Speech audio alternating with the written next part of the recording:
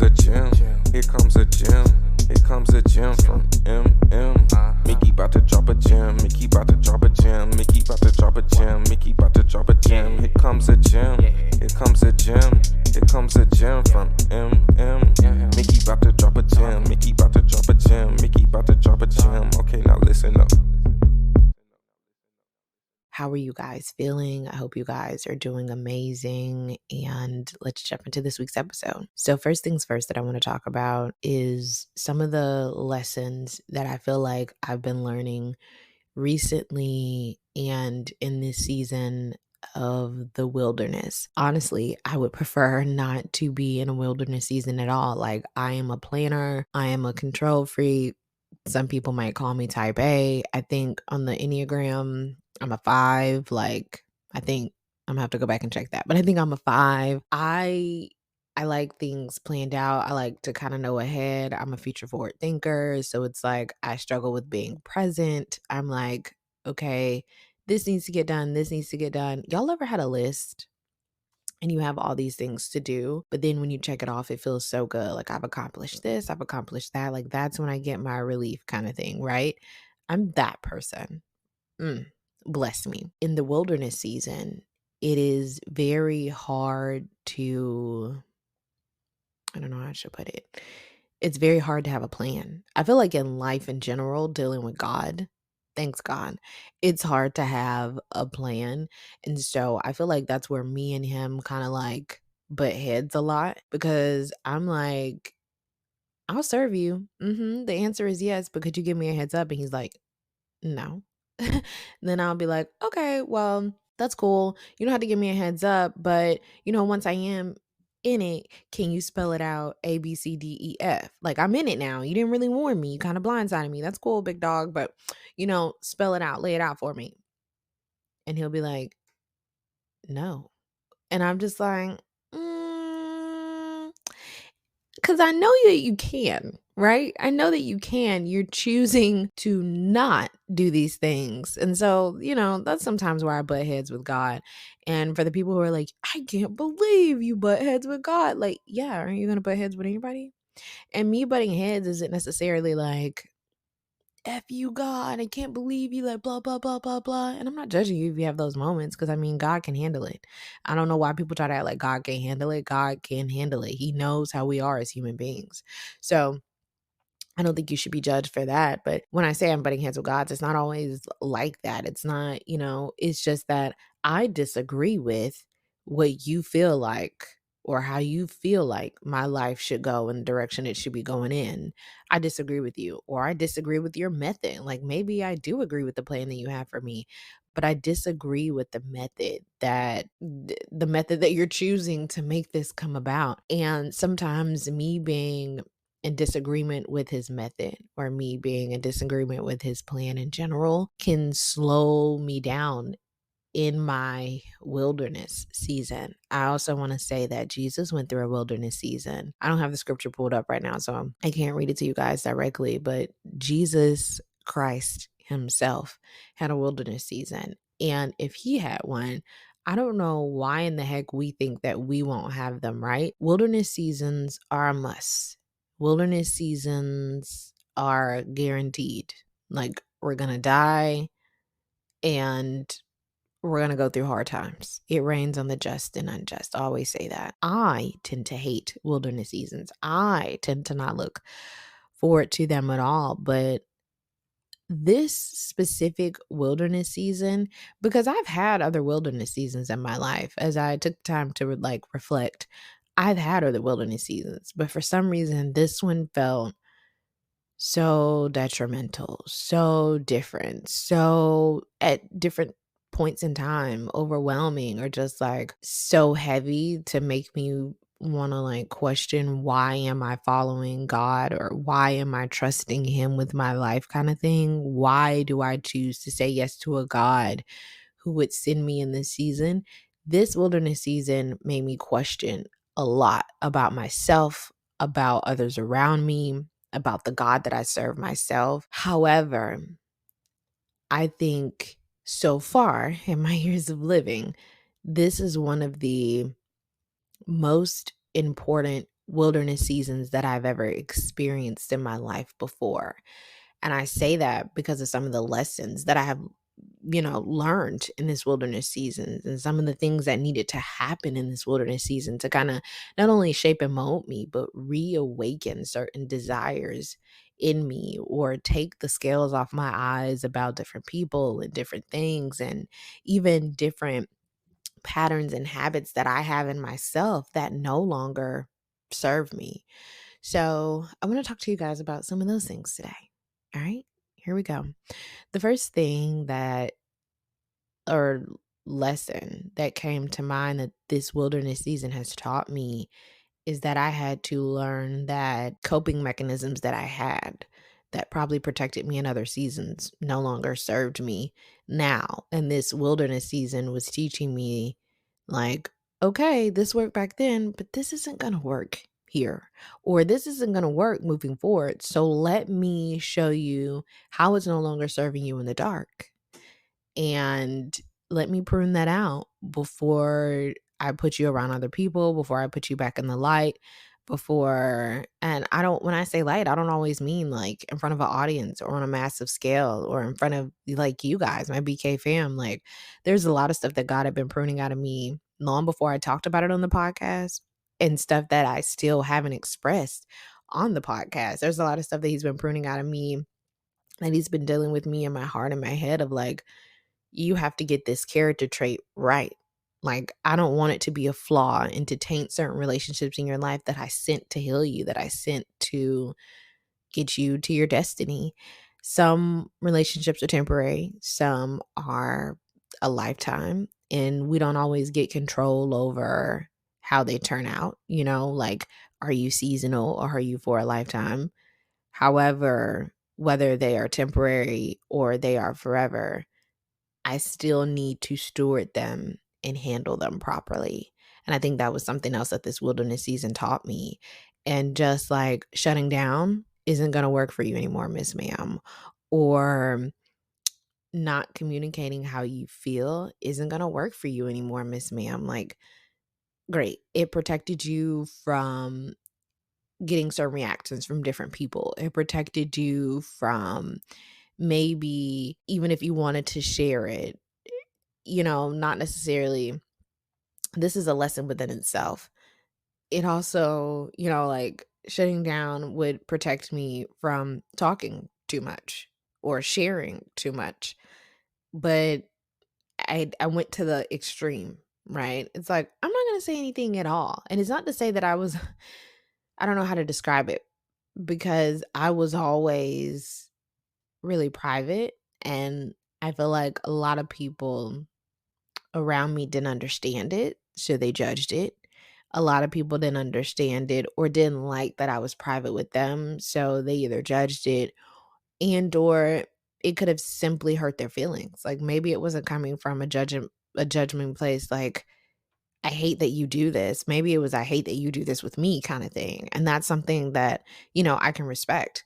But it also taught me, like, I had to learn through different circumstances in my life that whether they're close to you or not, it doesn't mean that everybody has the capabilities to handle it, nor does that mean that something that I pick up and I notice I have to immediately say.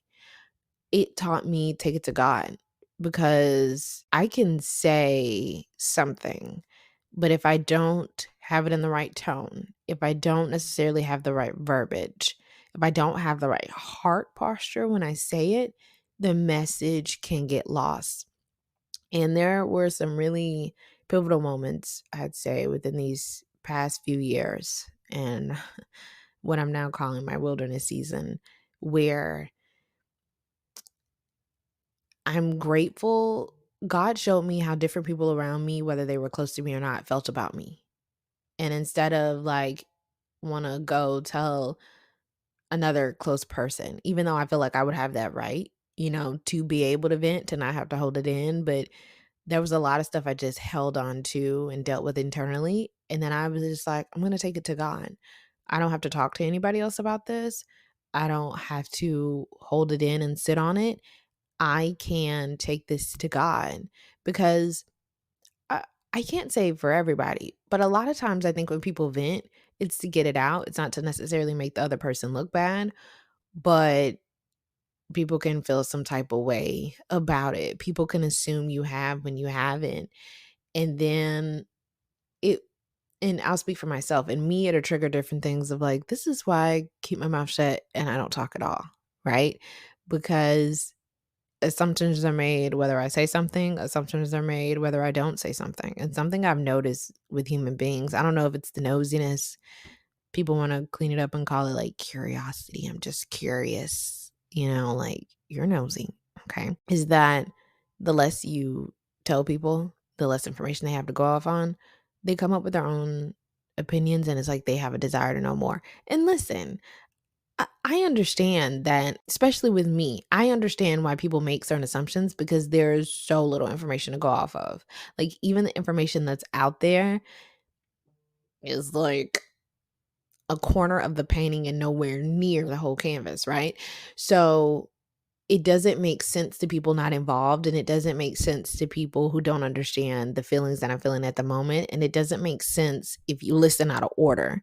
It's just like, "Huh? What?" Like, cuz one week I may be so depressed where I'm really sad and I'm like, "God, forget you." And then another week I'm encouraging you guys. But I record those episodes in real time. So you guys are walking this journey with me. But sometimes people can listen and they can feel some type of way. And it's like, that's how I felt then. That's not necessarily how I feel now. You don't know the work that I put in with God.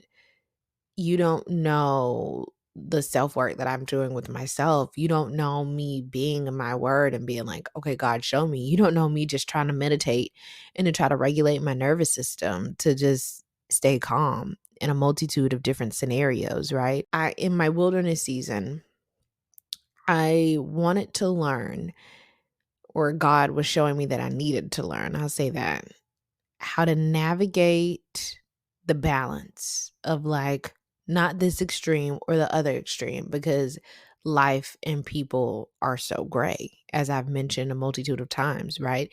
Like, I needed to learn the balance of, yes, you may be able to share this, but yes, they may not be able to handle this. Or you can't completely shut down all the time because then you never give the other party an opportunity to fix it or even attempt to be better.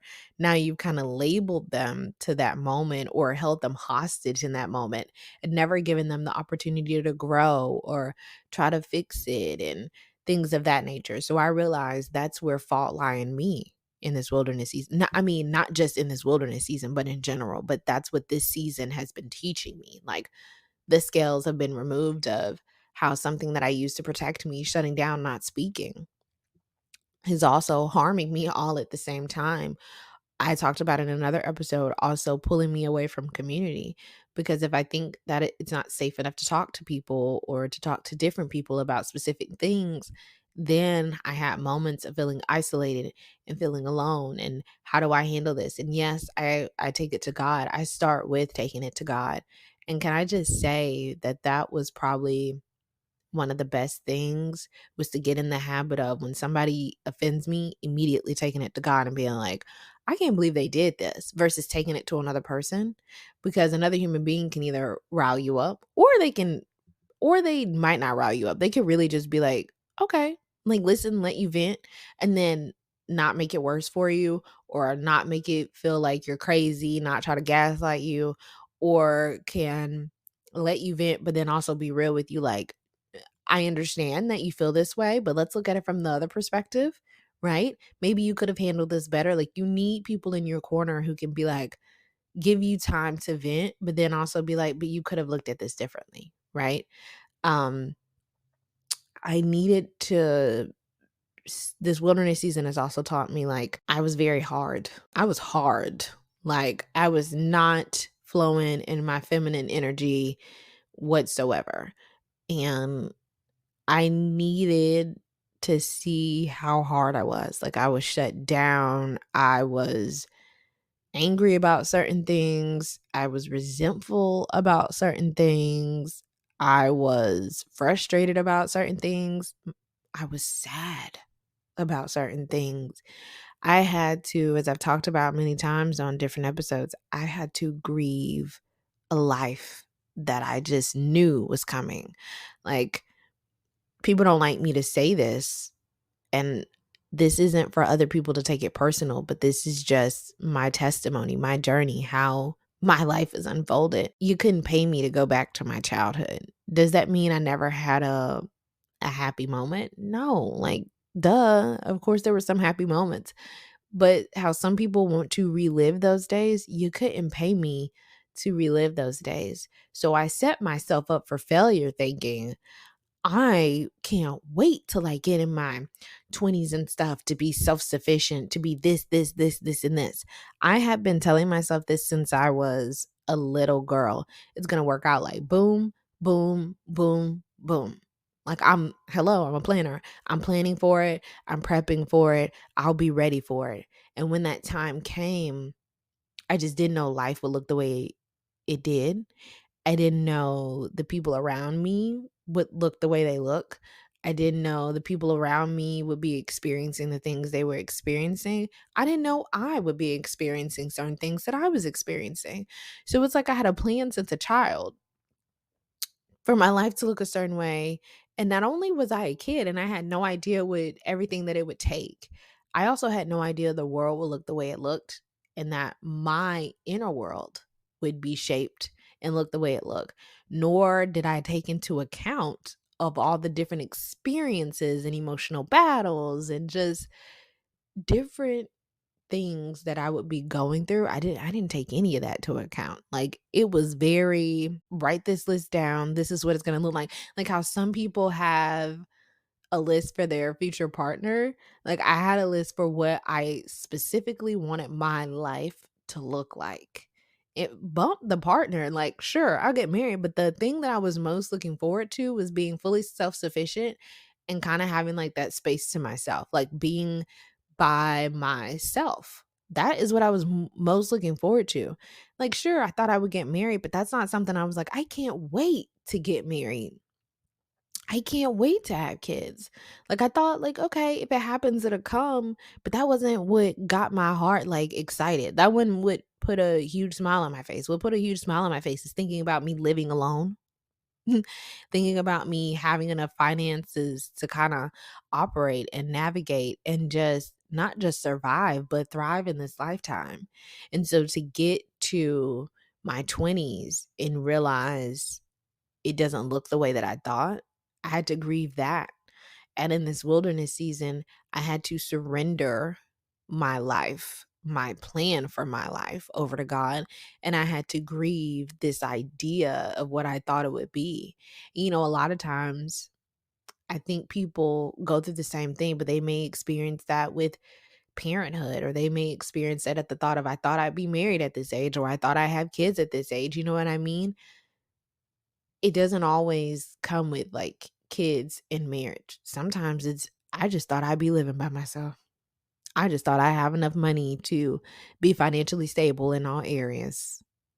And when I didn't have that and didn't have it in the way that I thought, oh, hell no. Like, I know I didn't survive childhood for this BS. You know what I mean? Like, that is the way my mindset was. And then that also goes back to perception, right? Like, how was I looking at the situation? How was I looking at this wilderness season? And I was fighting my wilderness season. And so I don't want to say it could have dragged it out in some sense, but I think also that over time, God revealed to me why I was where I needed to be and why I was where I was for a multitude of reasons. Like, every single time somebody tried to downplay it, why I was where I am, God would be like, "Don't say nothing. Don't worry about it. I got it." And I'd be like, "Okay." It had to get to a point where I had to be like, "Okay, I hear you, God. I won't say anything," because God will reveal to everybody, and like you'll just start seeing everything line up. Like, I had to take some hits. I had to take some comments that, I ain't gonna lie, like, they hurt my feelings. They made me question like who I was as a person, the path that I was on. Am I still doing what I need to be doing? Other people almost made me question, and it I had to be strong enough to not let outside voices make me question myself, but also not make me question my relationship with God and his character. That's why I encourage you guys to get to know God for yourself. Make sure you know him for you, because you will get to a place where you're kind of like, well, like, God, well, maybe I didn't pick the right path. Maybe I didn't hear you right. You'll start debating what God told you to say yes to, just because people are like, why? But just because they don't understand. And what I want my BK fam to realize is, and what I had to realize, is that God gave you your vision for you, and God may have given you specific instructions to be obedient in a certain way for you. He didn't say for them, he said for you. So don't worry about whether people understand it or not. That's irrelevant. You need to make sure that you are listening to what God said. You are being obedient to what God said. And I promise you, he will handle everybody else. There is not one person. And it's not like on some ego, like, yeah, yeah. It's not like that. It's just like God will soften the person's heart and be like, wow, I'm sorry. Or now I understand from your perspective. I couldn't see it then because I was going through my own stuff. Or maybe I was listening to outside voices and it made me change the way that I was viewing you or viewing different things that you were doing. I couldn't see it then. But you can watch God soften a person's heart. Like, I don't think God will bless us in front of our enemies to, stroke our ego and make this like a, yeah, see, gotcha. Yeah, see, oh, now you want to apologize. Or, yeah, see, I've been telling you this. This is what I've been saying. This is what I've been doing. I don't think God does it for that. And I feel like, I also think that's why he delays and he takes his time and he's very intentional and instrumental and strategic with how he goes about softening our hearts with different people in different situations, because number one, nobody else will be able to take credit for it, but I can honestly say that he's simultaneously working on both parties' hearts, or all parties' hearts involved. Like, there have been different situations where I have felt offended or attacked, and other people can kind of see it from my perspective now. But when I received the apology, or when I received the understanding, my heart wasn't in a place of ego. God had softened my heart to be humble enough to be like, it's okay. Like, don't worry about it. Like, it's all good. Like, okay, you didn't see it then. There are plenty of times where I missed the mark. I don't see it either. But it's not a place for me to throw it in your face. It's not a moment for me to be like, yeah, you see? Like, it's just like okay, cool. Like, I'm glad we get each other. I'm glad we can see it. Like, I'm glad the scales have fallen off of our eyes. I appreciate that. Like, God will work simultaneously on all the parties' hearts involved at the same time, to where that moment comes, it's not an ego stroke. It's not a I told you so moment. It's like a realization for everybody, uh, a softening of the hearts for everybody, and just a common ground and understanding for everybody. Like, I don't think God is literally trying to rile us up. You know what I mean? Like, I think he's just trying to get us to brace ourselves and understand each other better, but through love, right? Like, not through anything else, but definitely through love. And there are so many. I think I might do a part two because I don't really want this to be too long. I've been liking the shorter episodes. Now, will they remain short the whole time? No, because when we get guests, they're gonna be an hour and something. Or if I have to go into detail to um just to talk to you guys one-on-one, I don't have a time limit, okay? Just vibe out with me. And I thank you guys, and I appreciate all the people who do. But I think I'll break this down into two parts, and we'll just kind of ride out November like this. Well, it depends on the order that I put this in. All right, so this is part one, and then I'll jump into part two next week. So I love you guys, and I can't wait to see what we talk about next time. All right, guys. Bye.